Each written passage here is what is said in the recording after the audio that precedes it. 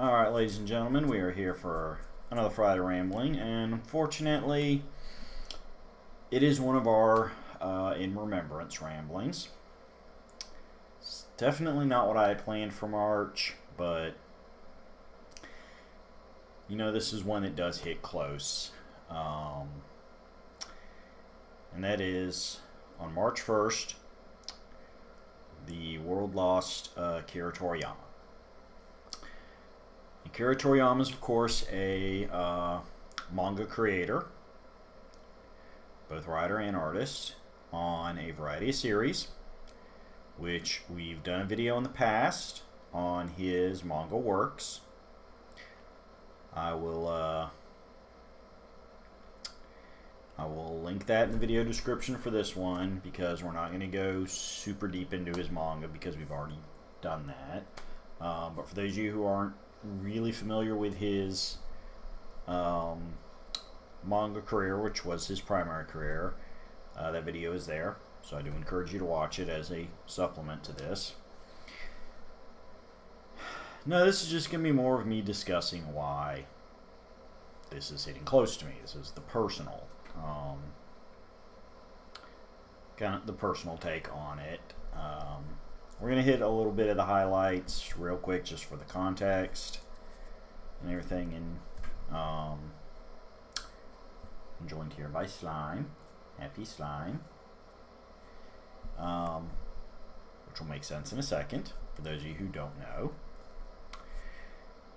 So let's get into it before I lose it a little too much. Akira Toriyama was born on April 5th, 1955, and was a manga artist and character designer. His first main work was the ongoing series Dr. Slump, which I have the complete collection of in its official English translation. But my library is located in another room, so I cannot directly show it off to you right now. This is not a mobile roaming camera. But I am familiar with Dr. Slump. I will go ahead and put that humble brag out. But of course, he's most famous for Dragon Ball, where he wrote and drew the entire first manga, and has served as a creative consultant on the more recent Dragon Ball Super manga, which was, of course, the long-awaited return to the Dragon Ball franchise. He also served as a creative consultant advisor on the anime adaptations of various Dragon Ball properties, the shows, the movies, managing the merchandising with the video games and the figures, which, you know, I have some figures too. In my souvenir closet. I know it's kind of hard to see from this Zoom. But I do have, among other things, a figure of Bulma. Actually, you know what? I'm going to go get it because it's kind of interesting. Pardon me for a second. We're going to do a little bit of effort here. Probably should have. Yep. Excuse me. Yep. Let's just go ahead and bring Bulma over, because we can. Yep. This is teenage Bulma, all Mad Max style. It's not a full motorcycle, it's a little diorama piece, but this is based off one of the covers of Dragon Ball, the manga volume. She doesn't always stand up great. Which makes it an interesting piece. It's not a look she had in the story itself, but it is a well-known manga cover, so that's why I got that particular figure. I thought that was neat. But besides that, he was character designer for various video games, including most famously the Dragon Quest series, which is our happy slime. That's why he's here with me on this video, to help me try to stay in a positive energy vibe here. But he also famously did character work for Chrono Trigger, as well as the Blue Dragon video game, which also included Final Fantasy series creator Hironobu Sakaguchi. Toriyama came to be regarded as one of the most important authors in the history of manga, with his works being highly influential and popular around the world, Dragon Ball having inspired many manga artists who came in more recent generations. I've always kind of personally held that you can see a lot of Toriyama's influence in, for instance, Naruto and One Piece.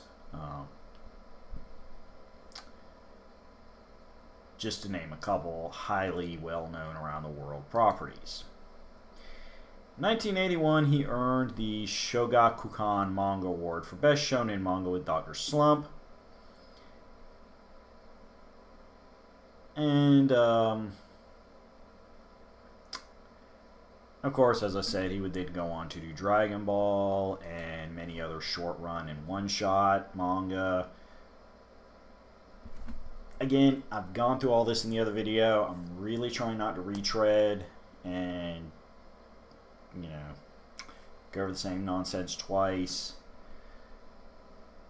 Because I do want to get into what Toriyama means to me personally, as somebody who does see themselves as a bit of a creator, as well as a manga fan. Manga, anime, all the video games. And that is that, for me, it did start with Happy Slime. Yes, it did. Yes, it did. It did. It did. In that, I had Dragon Quest I on the NES, which was the original system it was created for. It's since been ported to various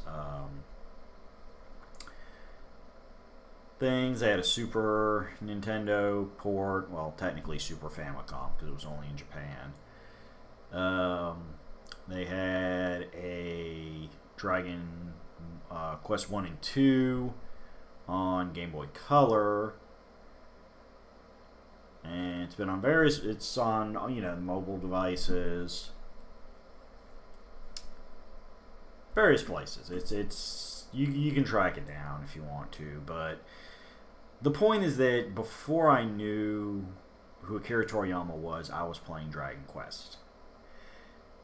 Of course, back then it was Dragon Warrior. Again, I've talked thoroughly about that franchise. For those of you who don't know, Dragon Quest was what the series was called in Japan. When they went to import it to America, they found that a board game company had created a board game called Dragon Quest, and its trademarks kind of spread across into the video game world. So they renamed the first 4 games.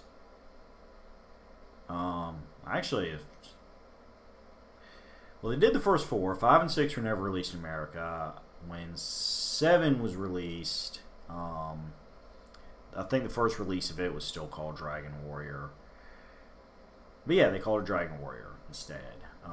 That Game Boy Color port I mentioned that did come to America was still under the Dragon Warrior banner. First couple games in the Dragon Warrior Monsters spinoff was Dragon Warrior. Now it's all Dragon Quest internationally. But yeah, technically what I played was called Dragon Warrior here in America, but Dragon Quest 1.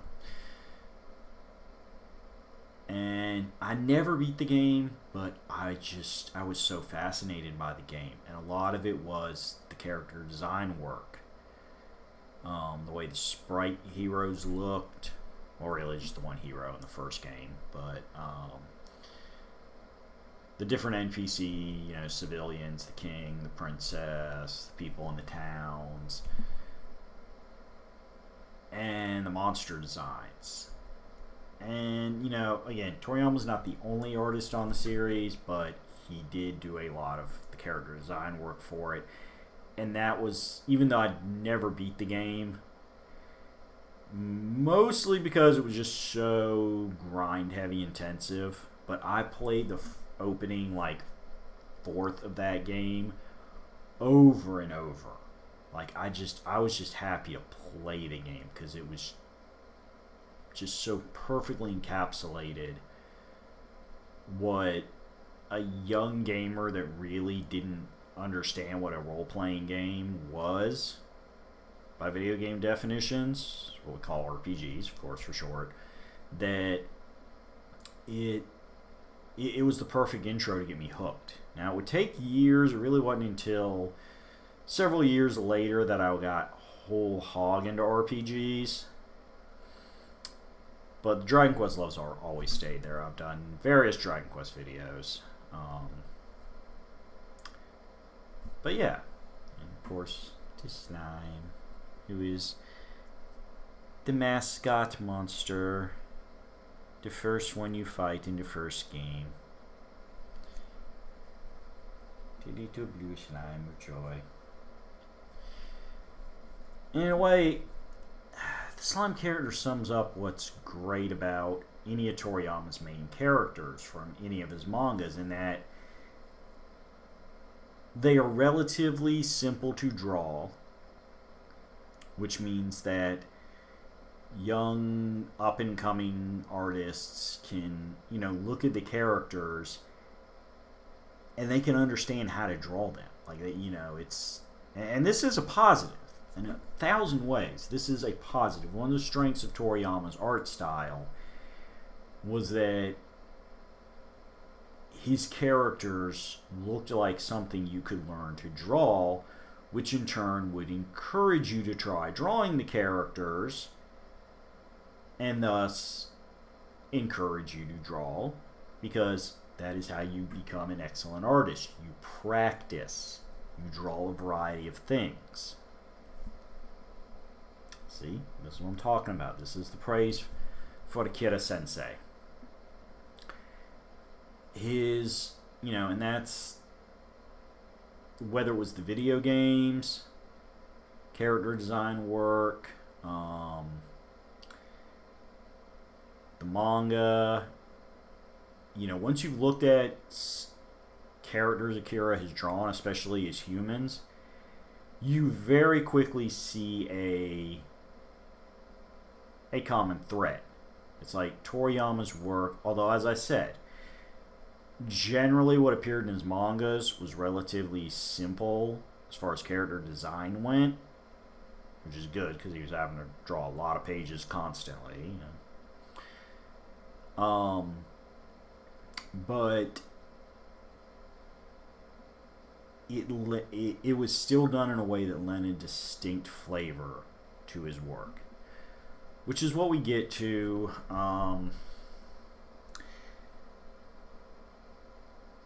with Dragon Ball. Specifically, the Dragon Ball Z anime. Like the bulk of American anime fans, probably in a lot of other countries too. Again, I don't want to speak for what people in other countries and cultures experienced, because I do not have that expertise, but, you know, here in America,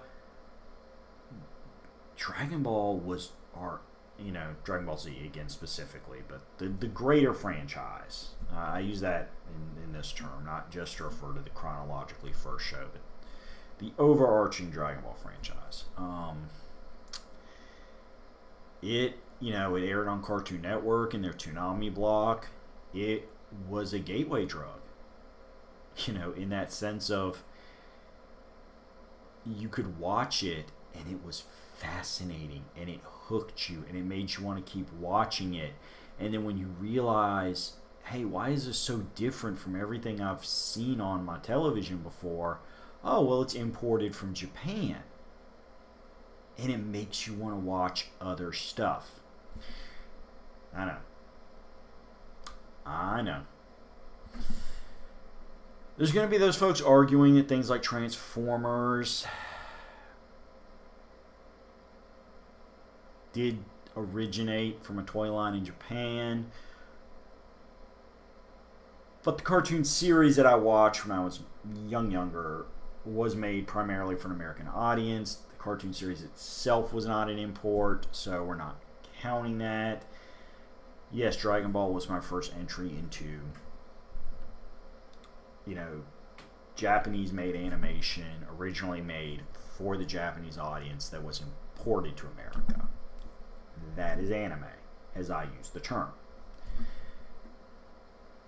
And that was it. Now, 100% disclosure, I had a friend who had already been into some anime. He turned me on to Ranma 1/2 by the great Rumiko Takahashi. That was another big one to help get me hooked. But as far as what I got into basically on my own, stumbling across it on TV and getting hooked almost immediately, that was Dragon Ball. And again, pretty much anybody in America that watches anime from my age group, they're going to say that same thing. Dragon Ball was what got them hooked. It's what got them started. And a big part of that is one of Toriyama's strengths as a writer is that when it was all said and done, he knew when to keep it simple. There was a lot of stuff that if you only read the manga, there was a lot of stuff in Dragon Ball that was not minutely gone into. You just kind of understood, look, this is a fictional world. This is stuff that exists in the fictional world. This is the powers these characters have because they're crazy, strong martial artists. That's it. Like, a lot of, specific techniques. Oh, they learned them from this guy. Well, how did he learn it? Well, he created the technique. That's it. You didn't need,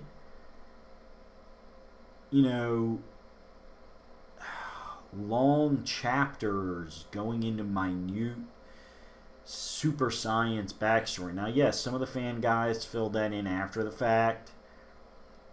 A lot of fan theory on the internet has gotten into it, but that's not what Akira wrote when he was writing the stuff in present time.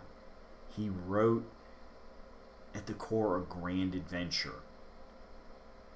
The Dragon Ball manga took Goku over a large portion of his life. It started when he was a little kid and ended with Goku being well into his adulthood, having, his first grandchild along with 2 children of his own. And that's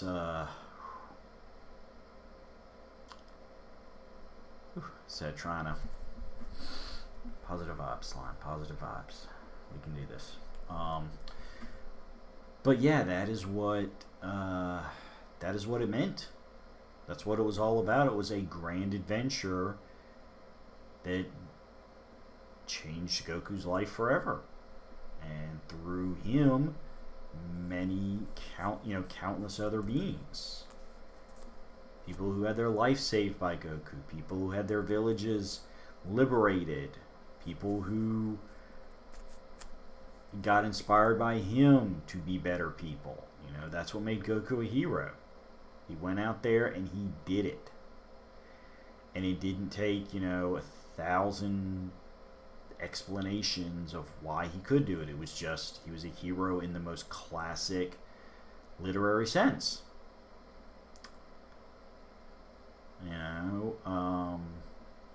Dragon Ball was heavily inspired by Journey to the West, one of the most famous stories in Eastern literature. Toriyama wrote, wrote an arc with some, introduced characters that were blatant, parody, satire, stand-ins for Journey to the West characters. But then he made the whole thing his own when it proved popular.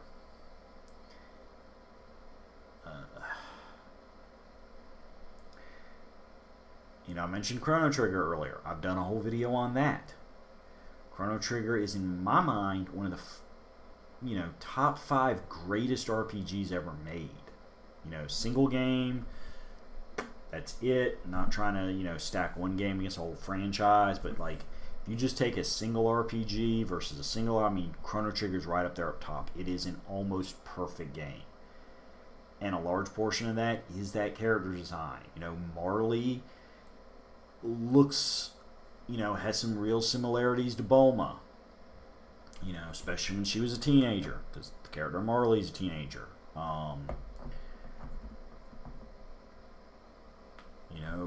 Robo harkens to Toriyama's love of mechanical things and robots being an ongoing character in his series. Toriyama's animated stand-in that he would often use instead of trying to draw his own likeness was a robot. That's my little welcome screen at the start of the video, the thumbnail. That's the word, thumbnail. That's who Toriyama, the guy was a robot fan. He created Robo.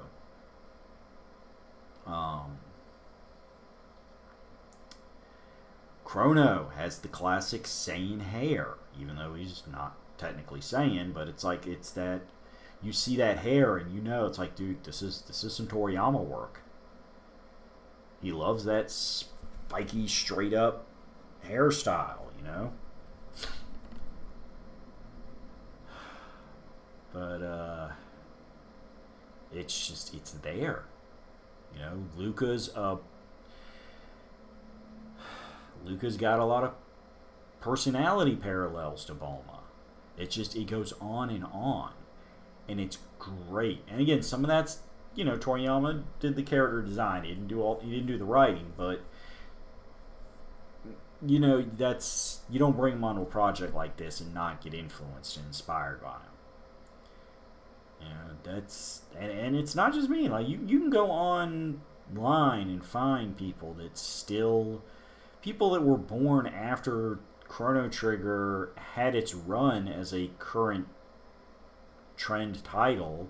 People who were born after the Super Nintendo ceased production, that because of its ports and it existing in, retro players and stuff, adore Chrono Trigger and love that character design, and that's all part of it. I don't know. As I said, we call the show The Rambling, but these Memorial ones are definitely the hardest to kind of keep up. I'm not even really going off notes. Because it's so hard to explain. Like, I still watch Dragon Ball on occasion. I go back to it. It's, as I said, it's not just my gateway drug, it's my standard for manga. In that, it's like, dude, if you can't write something that can hang with Dragon Ball as your metric, it's like that. It's like, why would I? It's like, come on, man. Like, that's the standard bearer.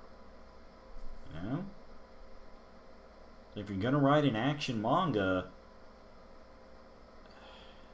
dude, you gotta acknowledge Dragon Ball at some point. Even modern Western comics. You've got creators coming up who grew up watching Dragon Ball, and it's bleeding into the superhero comics and the way they structure story arcs and characters growing and developing their powers. But we come down to the end. I'm not going to speculate on what is going to happen with the Dragon Ball meta franchise from here. As I said, Toriyama always kept an eye on it as much as he could exert control to make sure it was something that was good for the fans.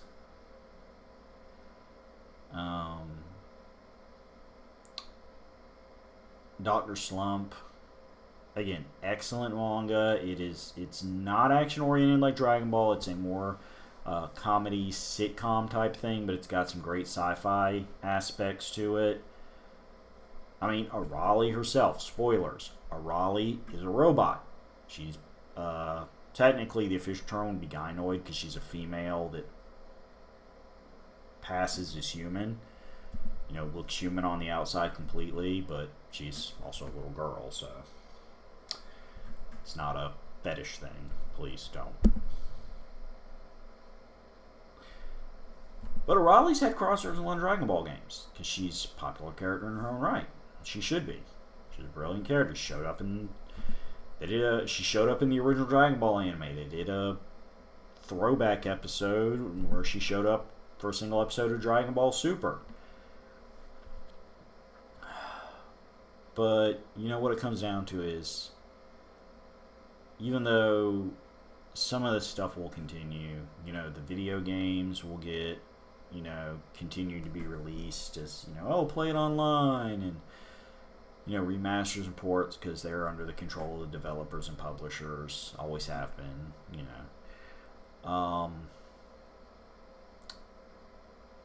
as I said, I'm sure that the Dragon Ball franchise will continue at least for a little while because Toriyama had stuff laid out.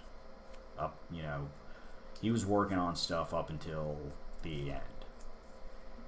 And there's stuff that there's outlines and notes on for the future of it. So I don't know how long that's going to last. I don't know if anybody in Japan is going to really, once they run out of the stuff Toriyama had helped them lay out, is going to want to continue it without any of his influence. I don't know. I don't know these people personally, but I will say this. Anything developed after his passing on March 1st it's going to feel different because you can't help it. He really was in many ways a unique creator, and that's something that, whether it's videos or, books I write, the game streams I do,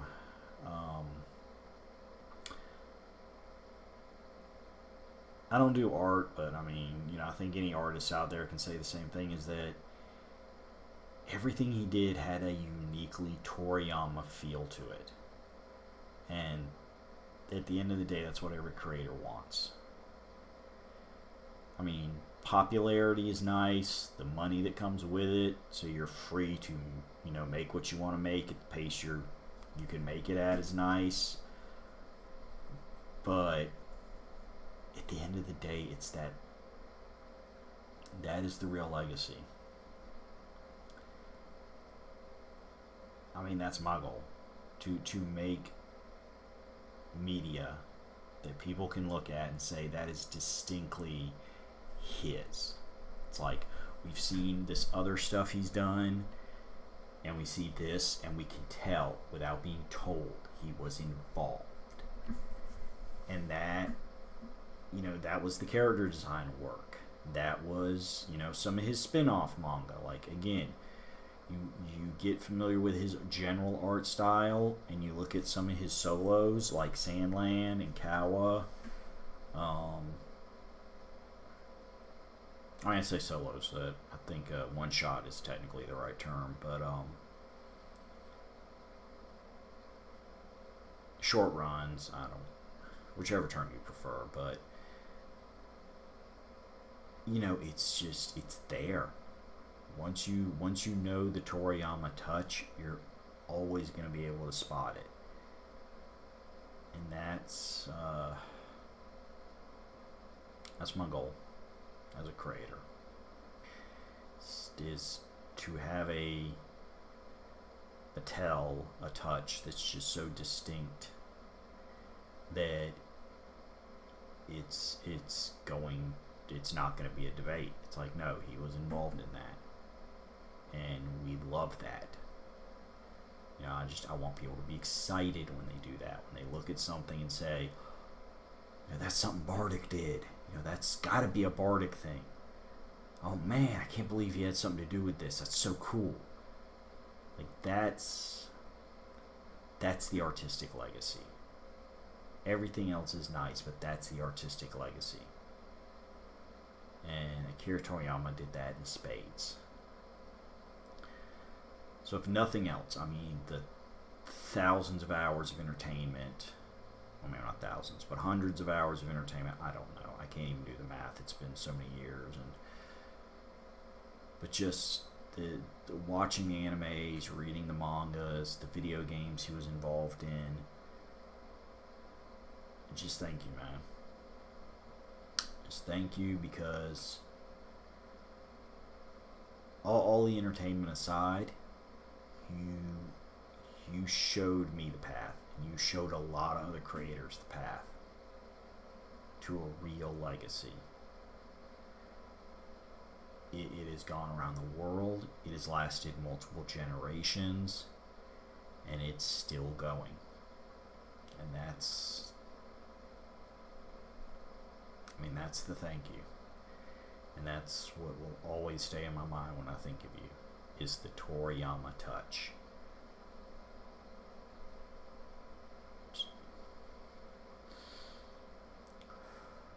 All the support and love in the world to his family.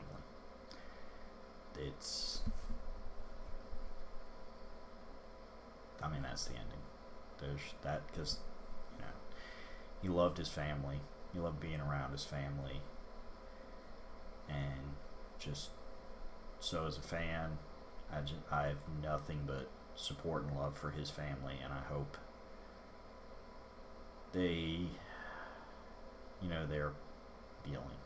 That they're processing, that they're healing. And, as I said, the legacy never ends.